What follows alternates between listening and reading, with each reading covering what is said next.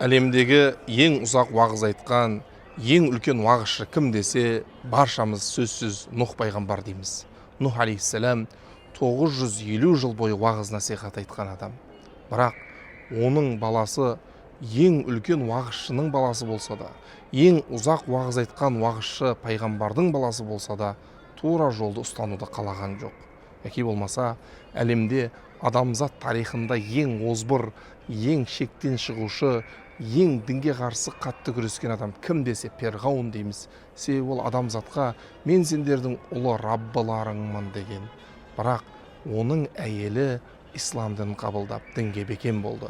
Сондықтан да еш уақытта қандай да бір іске айналаңызды дәлел қылып оларды желеулетпеңіз.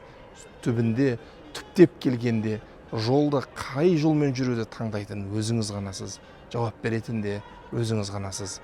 Алла амандық берсін.